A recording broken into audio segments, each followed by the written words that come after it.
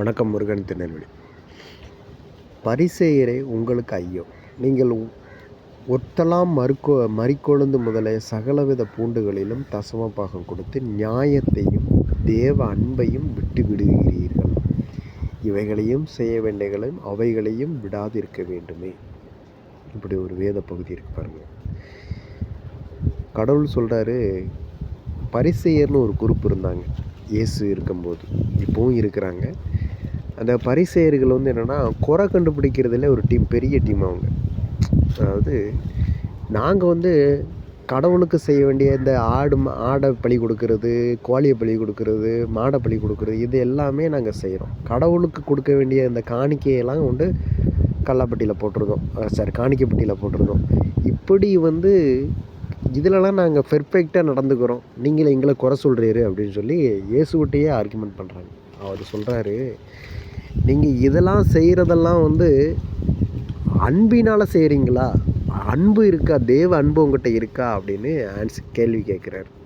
நீங்கள் இன்றைக்கும் நிறைய பேர் சொல்கிறாங்கன்னா, ஆடு கொடுத்தேன், கோழி கொடுத்தேன், கடவுளுக்காக நான் கோயில் கொடை கொடுத்தேன் அப்படிம்பாங்க. கடவுளுக்காக கோயிலே கட்டி கொடுத்தேன் அப்படிம்பாங்க. ஆனால் உண்மையாக அன்பால் செஞ்சீங்களா? அதுதான் உண்மை. அதுதான் கேட்குறாரு கடவுளை. அன்பு எங்கே போச்சு அப்படின்ற. கடமைன்றது வேறு, காசை உண்டு நான் செலவு பண்ணிட்டேன் அப்படின்றது விஷயம் இல்லை. அன்பு எங்கே இருக்குது? தேவ அன்பு எங்கே இருக்குது அப்படின்றது. நான் ஸ்கூலில் படிக்கும்போது பார்த்துருப்பேன். நான் வந்து இந்த தமிழ் சப்ஜெக்டில் வந்து ஹையஸ்ட் மார்க் எடுப்பேன். ஏன்னா அவங்க ஒருத்தர் தான் டீச்சர், மற்ற எல்லாம் சாரு. இந்த டீச்சர் வந்து எப்படி சொல்லுவாங்க பார்த்திங்கன்னா, மற்ற சார்லாம் வந்து ஐக்கியமாக மாட்டாங்க. அதாவது இந்த போர்டில் எழுதி போட்டு இந்த படிங்க, நாளைக்கு எக்ஸாம் இருக்குது, இது மாதிரி ப்ரிப்பேர் பண்ணிட்டு வாங்க அப்படின்னு வந்துருப்பாங்க. ஆனால் இந்த டீச்சர்ஸ் வந்து எப்படி பார்த்திங்கன்னா, நீங்கள் நம்ப மாட்டீங்க, நான் படிக்கும்போது அப்படி இருந்துச்சு, இப்போ எப்படி இருக்குன்னு தெரியல. மதியம் லஞ்சு சாப்பிட வருவாங்கள்ல, அப்போ அந்த சாப்பிட போகும்போது அவங்க சாப்பாடெல்லாம் கொண்டு வருவாங்க. ஏன்னா அந்த சாப்பாட்டில் இந்த குழம்புலாம் கொண்டு வந்து கொடுப்பாங்க. அப்போது அந்த சாப்பாடெல்லாம் சாப்பிட சொல்லுவாங்க. அப்போ நம்ம மேலே ஒரு கரிசனை, நீங்கள் வந்து கஷ்டப்பட்டு படிக்க வரீங்க, அப்பா அம்மா கஷ்டப்பட்டு உங்களை படிக்க வைக்கிறாங்க, அதனால் நீங்கள் நல்லா படிக்கணும், நல்லா படிச்சிங்கன்னா தான் ஏதாவது ஒரு விதத்தில் உங்களோட லைஃப் வந்து இம்ப்ரூவ்மெண்ட் ஆகும், அதனால் நீங்கள் படிப்பில் வந்து அதிக கான்ட்ரிபியூஷன் பண்ணணும் அப்படின்னு ரொம்ப என்கரேஜ் பண்ணுவாங்க.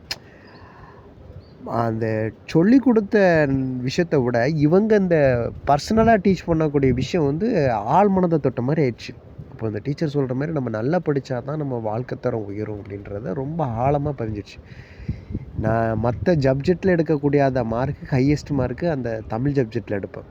ஏன்னா அவங்க நம்ம மேலே வச்சுருக்கக்கூடிய அந்த மரியாதையை வந்து, அவங்க நம்ம மேலே வச்சுருக்கக்கூடிய அந்த அன்பை வந்து நம்ம உதாசீனப்படுத்திடக்கூடாது.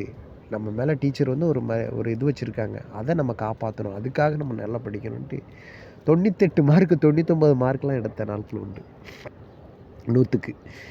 எதுக்கு சொல்கிறேன்னா, எந்த இடத்துல அன்பு இருக்கோ அந்த இடத்துல அந்த அன்பு ப்ரெசன்ட் பண்ணப்படும். உங்கள்கிட்ட அன்பு இருந்துச்சுன்னா அது சொல்லித்தான் தெரியணும்ல, அது உங்களுடைய வெளிப்பாட்டில் தெரியுமாங்க, உங்களுடைய வாழ்க்கையிலே தெரியும், நீங்கள் நடந்து கொள்கிற முறையில் தெரியும், நீங்கள் வெளிப்படுத்தக்கூடிய அந்த லைஃப் ஸ்டைலில் தெரியும் அப்படின்றது. கடமைக்காக செய்கிறதுன்றது ஒன்று, அன்பால் செய்கிறதுன்றது ஒன்று.